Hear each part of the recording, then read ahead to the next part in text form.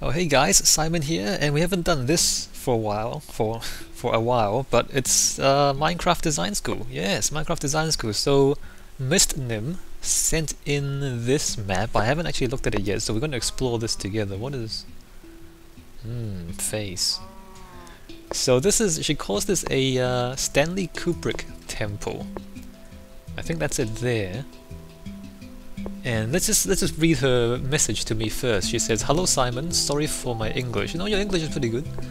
She says, "I submit you this save file for the Minecraft Design School. You might remember me from the sapling server." I don't know how many of you guys remember the sapling server. Hold on, this music is... Let me just...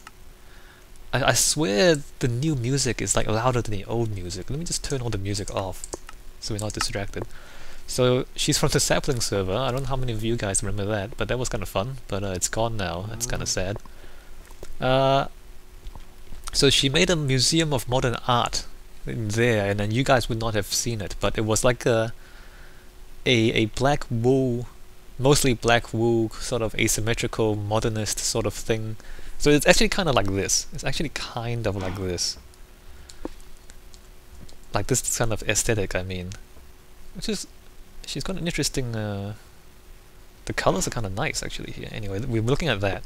So her message says, "I appreciate art, but I don't have a background in art or design." Well, you know, you can always just read books yourself. Or maybe like go to YouTube and listen to people talk about art and design.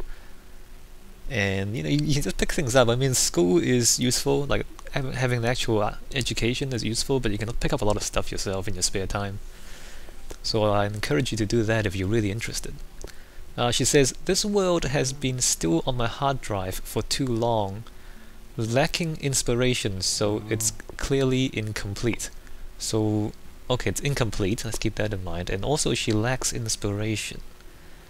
It is kind of difficult. Stanley Kubrick, I mean, he's a pretty cool guy. A pretty imaginative guy. And I quite like his movies too, like he's a... But yeah, like it's difficult to try to match his imagination, you know what I mean? Like he's something of a genius. She says, "It's a temple dedicated to Stanley Kubrick. Let's talk about it. For me, playing Minecraft is the joy of making spaces." I like that. What I mean by that is not the structures, the shapes you can make, but the negative spaces between them. Well, yeah, yes. I agree, and that is the essence of architecture, really. It's not just you know, people don't build walls for the sake of walls. People build walls to create a room, and you use the room. Like you don't use the wall. Well, you kind of use the wall, like you hand paintings on it, but you also use the room more. So, but then like there's no really, you know, there's no essential, like there's no separation between the two. Like you can't have one without the other. You can't have space without the walls. You know what I mean? So really, you, like, as an architect, you kind of you just think about them as the same thing. Like, you think about them together. It's like, you know, if you're a painter, you know, you don't, like, the canvas and the paint has to work together. Without the canvas, you can't do anything with the paint, and without the paint, then the canvas is just the canvas. It's not a painting. So the two things, like, they're together. They're just, you know, you kind of have to think of them as one thing. And by what you say, I'm guessing you do as well. Alright, so she says, "I love real-life squares. The emotions that are connected to them," she means city squares. "One I love is the Old Town Square in Prague." I'm not actually familiar with that. I wonder if I should look that up. Maybe I should. Hold on, maybe you should look this up as well. So go to your Google image search. I say this a lot, but you should. So I'm gonna type in Old Town Square Prague, just because, you know, I need to understand where she's coming from. So I need to understand the things that she likes, and maybe that would help me understand her design. It's important to do your research. Old Town Square in Prague. Okay, I see it. I see the images. There's a pretty fancy castle there. That's a pretty fancy castle. But she talks about the spaces in between them. She doesn't talk about, like, she says that she likes the spaces, and you know, the spaces are not like the spaces in between buildings. They're usually filled with people, they're filled with life, I don't know if that makes sense to you guys. Oh, there's like glowstone underneath the stairs. So you can tell that she's put the stone in. So she's starting off, like, you know, you walk up, and you know that somebody cares about the space when she kind of removes the grass and puts in the stone. Actually, I don't know if she removed the grass or if it's just kind of steps down. But she paved the ground, and so you can tell that she understands the open space is as important as the building. Sometimes when you like first start off designing things, and you know, first year architecture school, like people just kind of put something on the ground and they don't do anything to the ground itself, and you can tell that they're not experienced designers. I mean, that's fine. Like a lot of people do that at the start. I think I did that at the start as well. But you know, everyone does that at the start because you don't realize that the open space around your building is something that you are also responsible for as an architect, not just the building itself. But she understands this, so she's obviously you know, getting this part right. Alright, so next she says, so my design process is often to draw a region in the ground and to grow the structures around it. Draw a region in the ground and grow the structures. I'm just gonna fly up a bit just to see. So it's pretty tall. It's pretty tall. Draw a region on the ground and build the structures around it. So she's kind of filled in a thing around these hills, and she's got pentominoes. she's got pentomino shapes in the ground. Why are those? I'm not a huge Stanley Kubrick fan, so I might not recognize all the references. So I'll just apologize beforehand for that. Okay, so I'm not quite sure what she means by drawing a region on the ground and then growing the structures around it, but she says, I left the save game in an unimportant decorative spawn. Don't pay attention to that. In front of it, oh, this. So that, don't pay attention to that. Oh, that's kind of nice too. Interesting. The way you kind of start out in a dark room and then you walk into the light, that's kind of interesting. She says, in front of it lies the front of the temple. So this is the front. Here we are.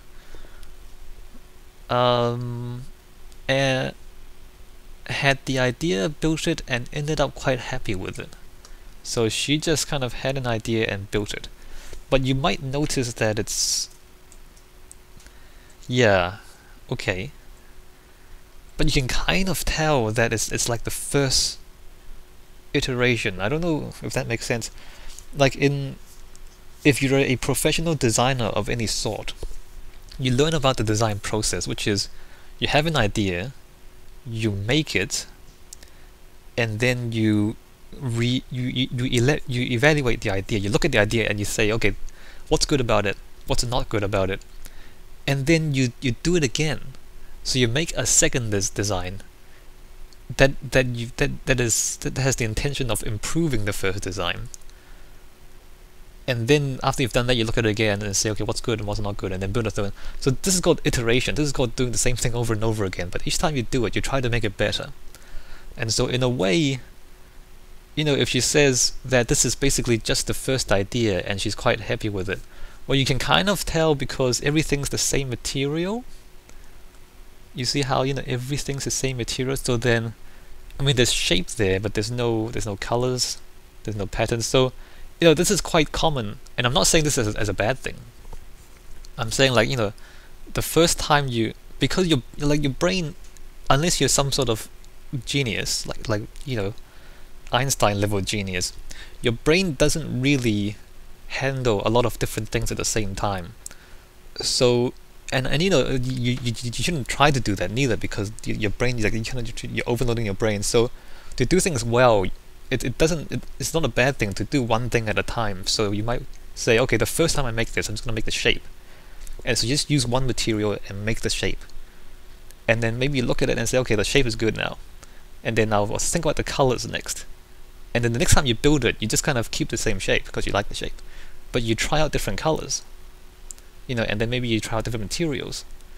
And then maybe you try out different things, or maybe you say, okay, I like the bottom, I don't like the top, so next time I'll keep the bottom and change the top. So you do this thing, like you do this iteration thing, and you change one thing at a time. So you're not trying to think about everything at once.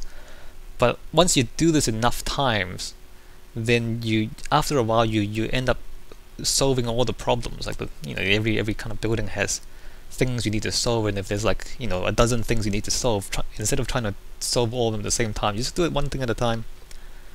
And that's how you kind of build complexity, or you kind of move towards a better design. So I mean, when she talks about this being her first concept, and she's quite happy with it, I mean if she's happy, then who am I to say otherwise? But at the same time, it's a good idea to just kind of revisit and change. And if you look at the way I design when I build things in Minecraft, and I deliberately leave a lot of the design in the videos for that reason, just to kind of show you guys how I do it. You see me doing that. Like, I often build a shape in dirt.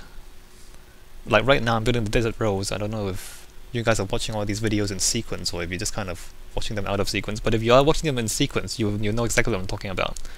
So you remember how I made the shape in dirt, and then I test the glass, and then I build the thing in glass. So you see how I'm kind of building the shape, and then I'm going to rebuild it with the materials and the colors. So I'm doing it in iterations. I'm doing it multiple times, so that I'm not trying to do everything at once. And and in doing so, like as I say, you add complexity every time you do it again, and you do it again, and by the end of it, it seems like this really kind of really detailed, really well thought out thing. But in reality, you've thought about it like a dozen times. Of course, it's well thought out, right? Whereas what Mistnim is talking about here, it's like she's only thought about it once and then built it. And for something that she's only thought about once, it's pretty good. Like, this is a pretty interesting shape. But I'm pretty certain that if she thought about it 2 or 3 more times, it would be even better. You know what I mean? I'm pretty certain that if she rebuilt it 2 or 3 more times, it would be even better. And that's just something you do as a designer, and that's just something you know, because that's how the design process is. You have to kind of repeat it to make it better. So I mean, if you're not a professional designer, it doesn't really matter that much. But I'm just kind of saying that as if you want to improve your work, or if you think your work could be improved but you don't really know how, just rebuild it and just change the things you don't like. It's really that simple, and then the more times you repeat it, the better you get at it. Does that make sense? I hope that makes sense.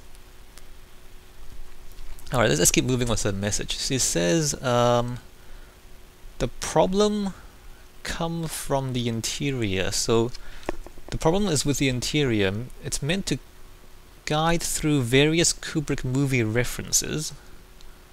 The process didn't work there. I changed it hundreds of times. I just can't find a combination that fits. Spaces looks interesting, but without equilibrium. Maybe there's too much on one side and the other looks light. I tried to work on it and some other problem pops up. Like the room with the checkerboard, Stanley was a good passionate player. It feels too unstable. Alright, let me just try to understand this. If I can find... So she's talking about kind of movie references, and it's too bad that I don't know the references. But let me just kind of walk through this and see what she means. Creeper faces. Alright, so...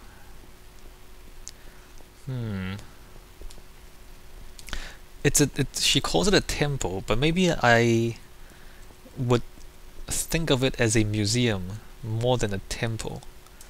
And that might actually help. Because these days temples are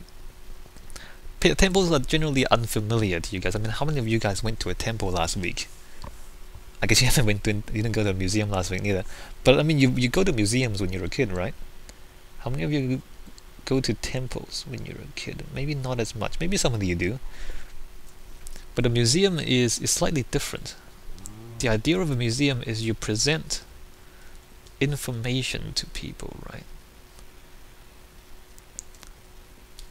Okay, let's just read these signs. Gentlemen, you can't fight in here. This is a war room. I don't remember that reference. The dead know only one thing, it is better to be alive. Alright, so she's got quotes. And then... Huh.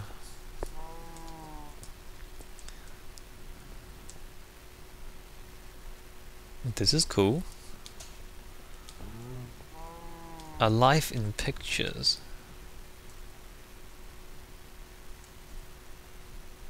This is maybe a bit small. I don't know if you meant to, or if you deliberately made it this small. This is cool though. I like it. So is there a recommended path here? Like, is there a particular way we're supposed to go? And then there's this stuff. The Moloko Milk Bar. Ah, yes, okay. Closed. Okay, I see. This is very cool. Look at that. Shapes. Shapes everywhere. And diagonals. I like that you're experimenting with diagonals in a game full of cubes. It works quite well. I quite like it. Alright, so there's a path up here, and then there's like a... Okay, don't fall down. Is this... Are we supposed to go up here or not? I don't think we are, actually. And then there's this. Alright. So if we've got this in mind... Alright, let's just go through her message again. I think the way I build is not helping. I should probably have a precise idea... No.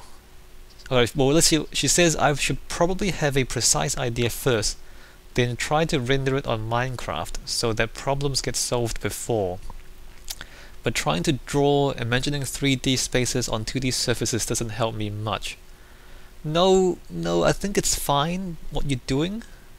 I think the process is fine. Like, I don't think there's anything wrong with just building in Minecraft. I think... Well, you're trying something difficult here. You're trying to juggle multiple spaces at the same time. So she'll hope these are enough thoughts on my design process. Thank you for the consideration in your videos, Mistnim. Let me just read through this again, just trying to figure out why she thinks this. Because I look at this and it's pretty cool to me. I don't see what the problem is. It's meant to guide through various Kubrick movie references. The process didn't work there. Well, the thing is, like, I was talking about museums before, and modern museums are somewhat different from older museums. Like, in the past, the museums, like, if you think about them, like Museum of Natural History in London, is that in London? Anyway, something like that.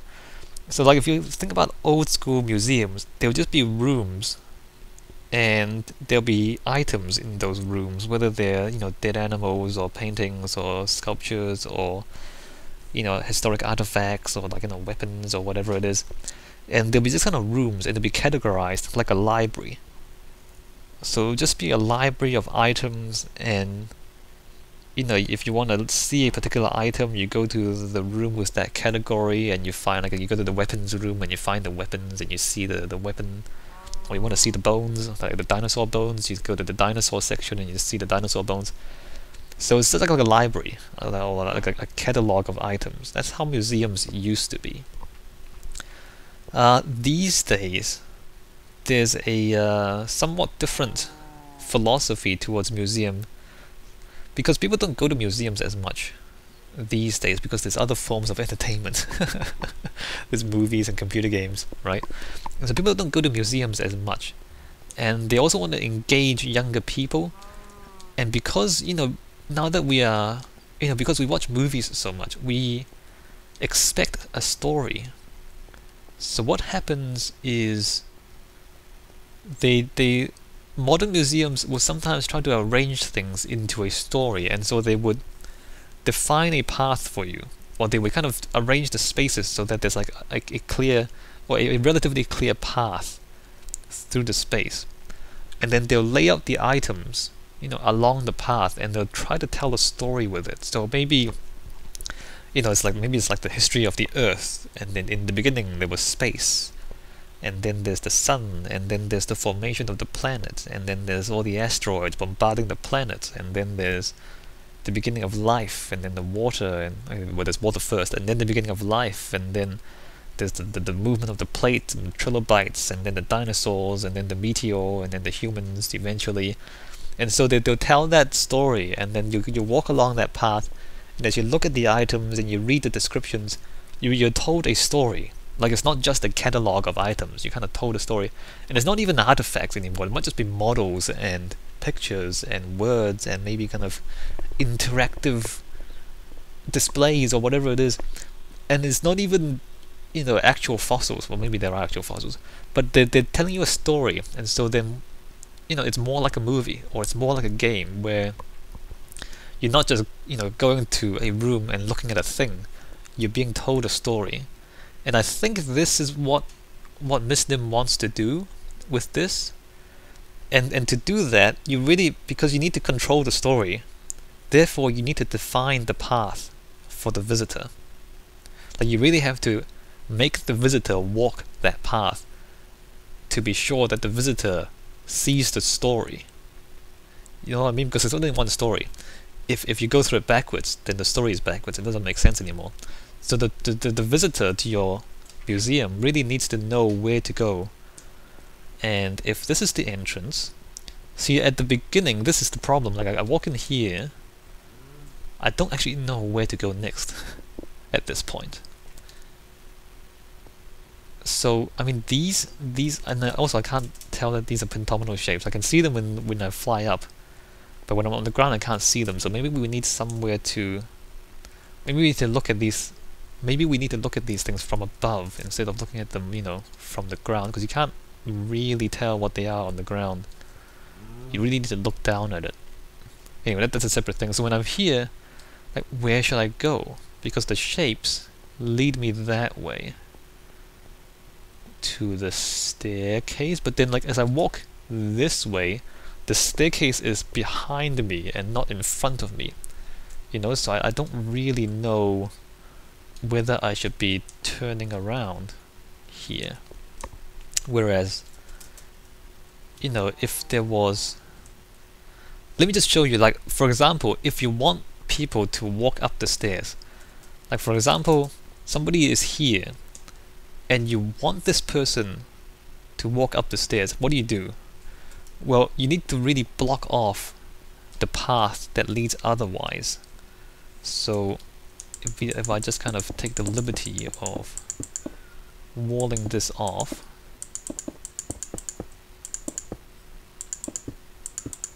here,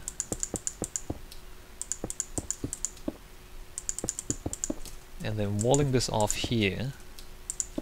This is just a hypothesis, right? So this we're talking about how to lead people along a path. So if I just wall that off,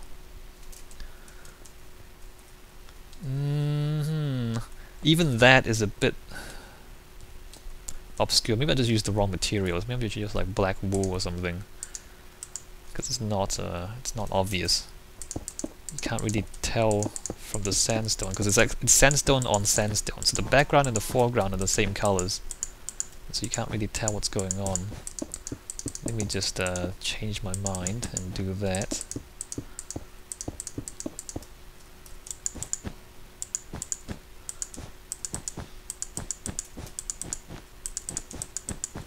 Let's see what that looks like. See, that's slightly better, because now that there's the black background and the light colored sandstone, you can see that staircase. That staircase is really highlighted for you. And if we kind of extend this wall quite a lot more, basically you just want to make people see the staircase and not anything else if you want them to walk up the staircase. So let's just kind of wall this off.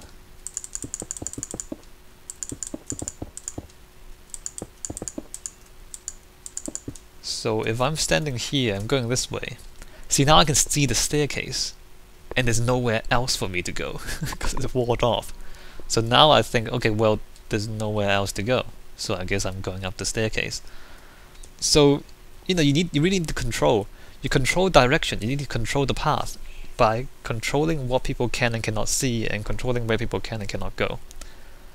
And even if you don't want to wall this off completely, maybe you just want to suggest, quote unquote, suggest people go up the staircase.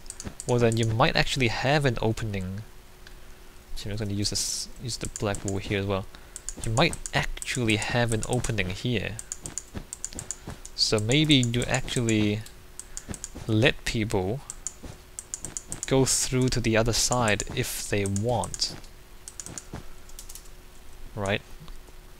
So if they really want to ignore the staircase and go to the room behind, you can actually do it, but you can't. You can barely see it. So here, if I'm walking this way, see, I mean, the staircase is highlighted, but then there's another doorway here. But you see how I made it smaller? Actually, I should probably make it smaller here as well. But it's smaller, right? And there's a thing behind it, sure, but it's smaller. The staircase is bigger. So just by looking at it, we can tell that the staircase is where somebody wants me to go, where the designer wants me to go. And even though I can go the other way, it's kind of hidden. So they don't really want us to go this way. Maybe we can just do that as well, just to really, really hide, so that, unless you're all the way here, you don't, and then you see it. So this is what we call spatial hierarchy. So this is higher on the hierarchy than that. It's more obvious, it's clearer, it's bigger, it's more obvious. And so then people would walk up the stairs. But that's presuming that you want people to walk up the stairs. If you want people to go through instead of going up the stairs, then you need to arrange it, in a different way to highlight the other path instead of the staircase. So that's an example of how you kind of control where people go, because when I first walk into this temple, I don't actually know where you want me to go. And this is really important, because you talk about, you're meant to guide through various Kubrick movie references. So if you want to guide the visitor, you really have to do it really, you need to really kind of do it like you mean it. You really have to tell people to go here. Like, if you want me to go in there, then that entrance really has to be bigger. And you don't have to make the actual doorway bigger. You can just kind of put a big portico in front. I don't even know what portico means. You can put like a thing up here to frame that, and maybe make it out of a different material. I mean, imagine if you have like a red wool. Not sure if this is a good idea or not. Oh no, that's already red inside. I don't know. I feel like I should show you. I don't know what you want us to do, and I don't want to change everything too much, but let me just try this out. Let me just... No, yellow, the sandstone's already yellow.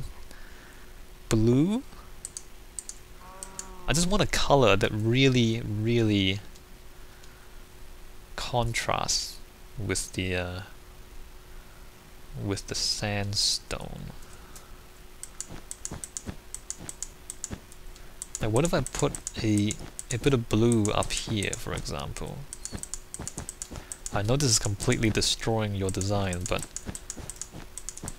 I mean, consider this as, as a hypothetical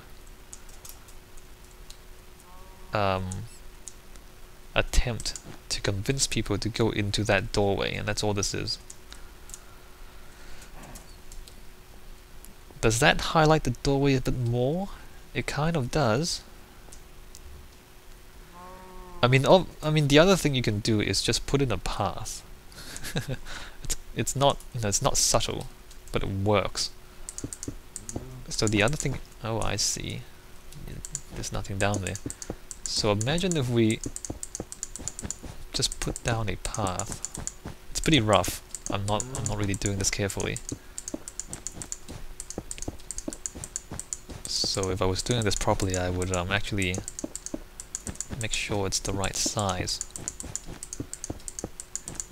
So a path path might be an easy way to guide the visitor.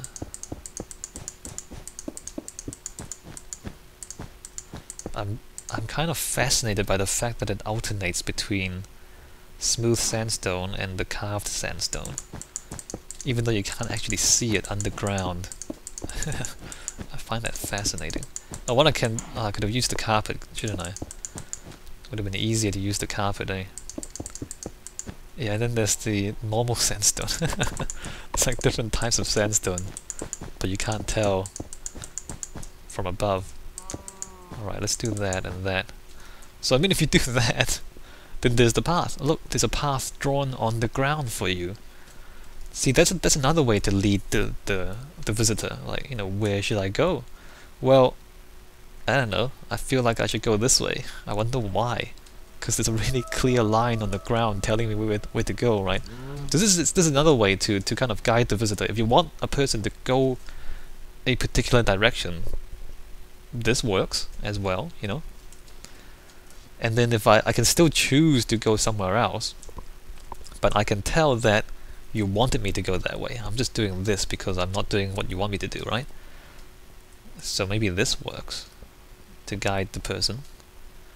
And again, this is kind of important, I think, for you. I'm not sure. I feel like this is kind of important. And you talk about spaces. You don't actually talk about.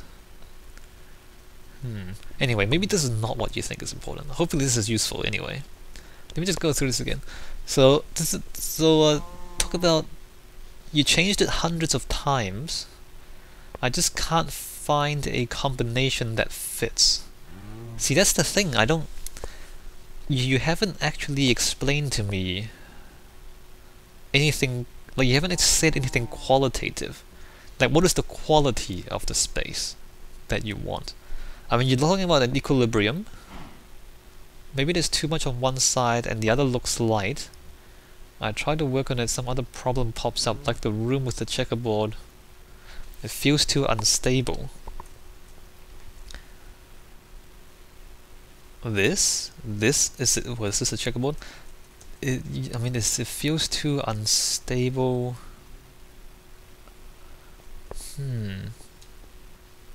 I think what would be useful for me, if not for you, maybe you already know, but you know, for each space, just talk about, just in a few words, describe what this space should be.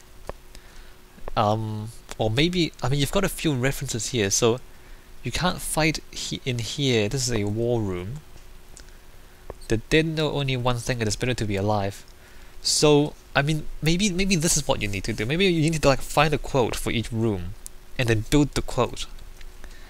And also maybe divide it into rooms, because like once you get into here, everything's open, and it's a lot more difficult when everything's open. Because if each thing is in a self-contained room, then you don't have to worry about disturbing the next room because it's walled off.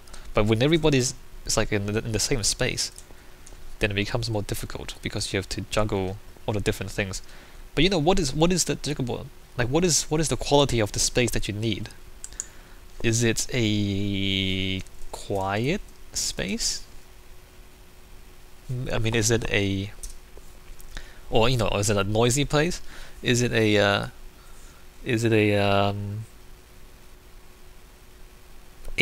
stable, contemplative, suspenseful, suspenseful?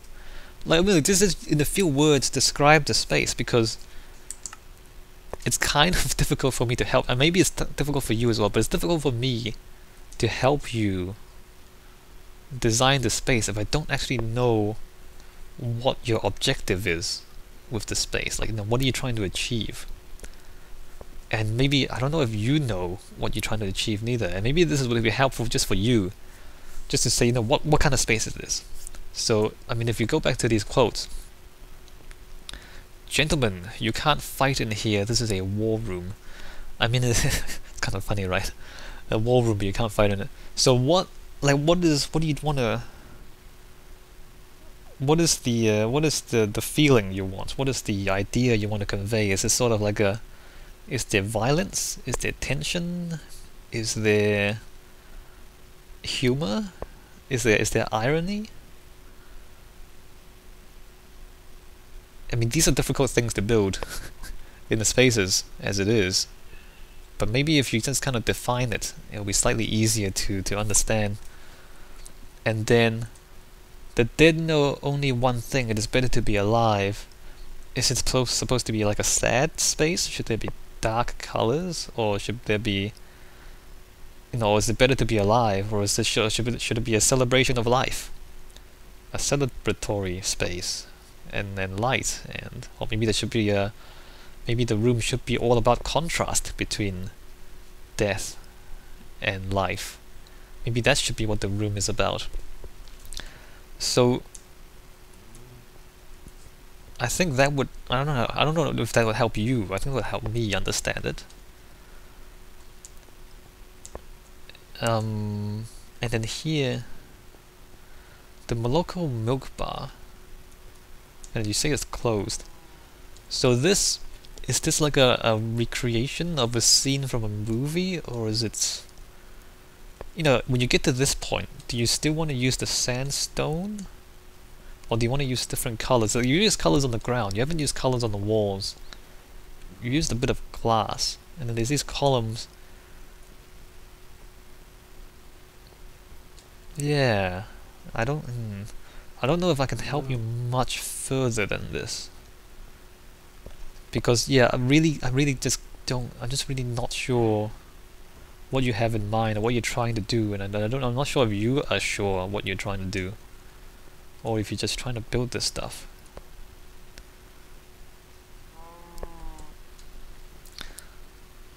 The room with the checkerboard, it feels too unstable. I mean, do you need it to be stable? And if you do need it to be stable, then maybe you shouldn't have this. I mean, the reason it's unstable is because of the massive diagonal, I think. I mean, anything that's diagonal is unstable because it looks like it's about to fall over, it looks like it's about to fall over onto you, like it's supposed to collapse or something. So diagonals always feel unstable. I mean, if that's the case, would you either change the roof so it's not a giant diagonal, or maybe you put a different thing here? Maybe you move the checkerboard to a different part of the museum and then put something that's supposed to be unstable in this room. So then the theme fits the room. If you can't make the room fit the theme, then make the theme fit the room, you know what I mean? So just kind of maybe shuffle that around. And I mean, you talk about, I should probably have a precise idea first, then try to render it in Minecraft. Now, design is not like that. Design is not about knowing the answer first. Design is about finding the answer. And you always start off with uncertainty and unknowns. And you work your way through those uncertainties until you have a design. So you're kind of doing it right, except I think you're not defining success. Like, you're not defining what is correct. And I think this is, like, for each space, just kind of write down a list of things that it needs to be, and maybe that would clarify for you how to change it. And it sounds like you're trying to juggle multiple things at the same time, and that's kind of difficult. As I said, you might want to separate the rooms out a bit more so you're not dealing with multiple spaces at once, or at the very least, do write down the idea. And and the ideas can change, because that's what designing is about changing things as you go. And if you change them, then just come back and change the sign, just write something else here, and that's fine. That's not a problem. Is that helpful? I think that's helpful for now. I haven't actually solved all your problems yet, but I'm hoping that I've managed to give you a few suggestions that will help you solve your problems. I mean, this is fascinating. Like, this shape up here, these diagonals up here, they're fascinating. But again, like, what exactly are you trying to do?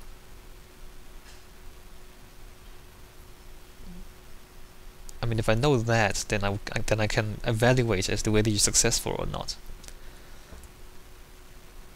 And also, like, do those shapes relate to the stuff on the ground? I mean, these are movie references. Is that? Are those? I mean, I noticed that, you know, even though there's all sorts of interesting shapes up there, the ground itself is flat. The ground itself is just a flat thing. Is that something you want? Do you want multiple levels? I mean, you've got this stuff here, but you can't actually walk on those. You can't actually get up there. Or can you? No, you can't. And this, I don't think you... Are you supposed to walk up this thing? I feel like this is probably not what you're supposed to walk on. So I don't know. I don't know if that's important to you. But maybe it might help. Because the thing about changing the ground level is that you can control what people can and cannot see. So, for example, where can I do an example? I've already messed this up quite a bit. So, for example, if you have a thing down here, where's the staircase? Let me just grab some stairs. Just too lazy to go to the inventory. So, for example, imagine you have something that's 4 blocks high up here. 2, 3, 4.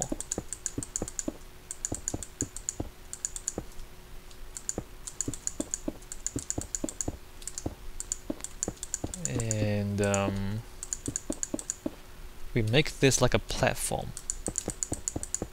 So the platform's 4 blocks high and it's up here. Oh, I've got the creeper face. And then we do this. And then we step down. Alright, that works. And then we step down.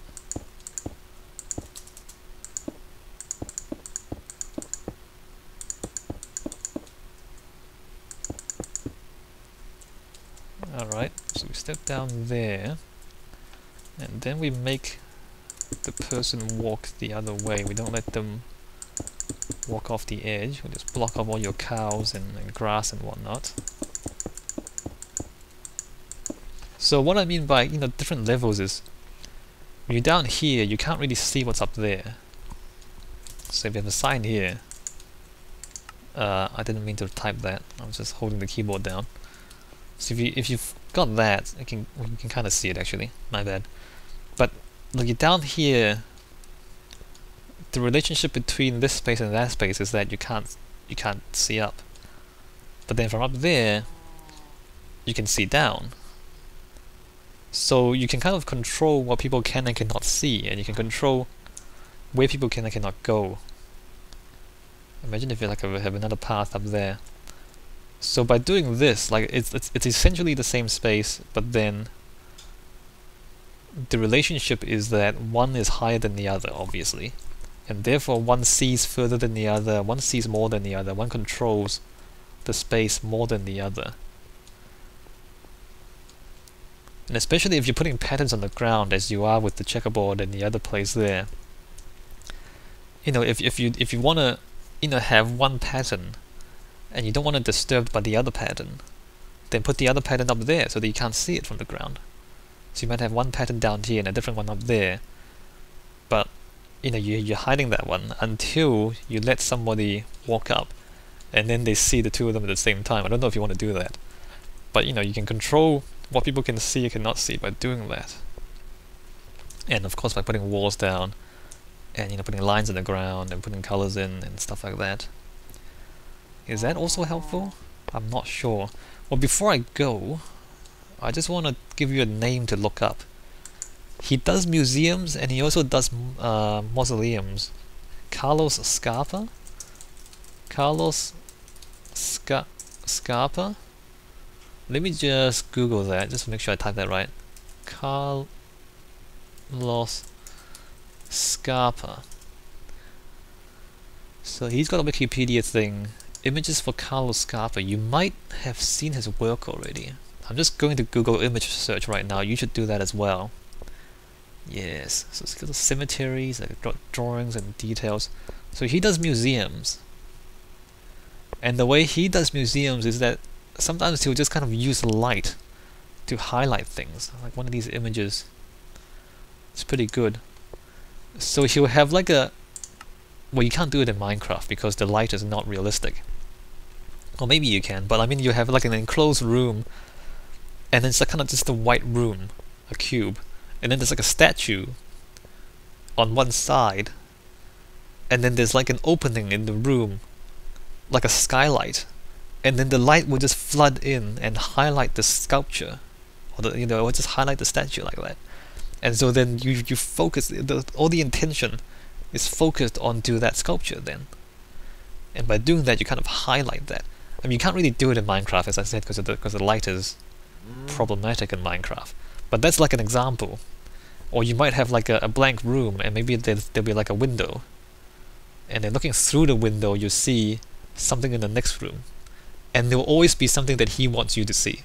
So he's very careful about where he puts the windows and where he puts the openings and doorways and skylights and whatnot.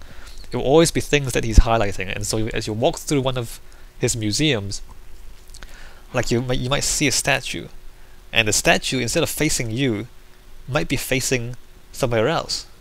And where the statue is facing is in fact the thing that he wants you to look at next. Maybe it's a doorway, maybe the statue, maybe you walk in, and the statue is actually facing the exit. And so as you walk around the statue to see the statue, you're walking towards the exit. And then the next thing, when there's nowhere else to go, then you go to the exit. So Carlos Scarpa does a lot of very clever things to guide people through spaces.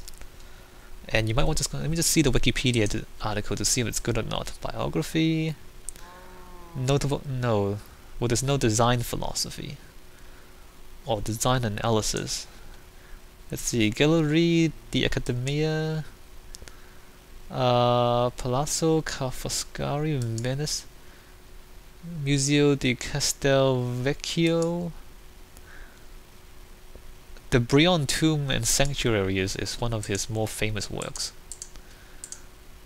Unfortunately, the Wikipedia articles don't have very detailed analysis of the design. You might just want to go look beyond the Wikipedia. Or maybe if you... Interventions by Carlos Scarpa. Okay. Maybe you might want to find an architecture book. Maybe go to your library and look for books on Carlos Scarpa, and just read about how like the tricks he uses to guide people through spaces. Okay, I think I've really talked long enough. I should probably stop. I'm just kind of think, is there anything else important that I can say to you? If I think of something, I'll do something else. Alright, yeah, Carlos Scarpa might be very interesting for you. I'll stop. Hope that helps. This is SCKChui's Minecraft Design School. You send me your questions and your save file or your server IP address, and I will give you architecture design advice and feedback. See the video description for more details. Seriously, you should read the description before you send me anything. Thank you.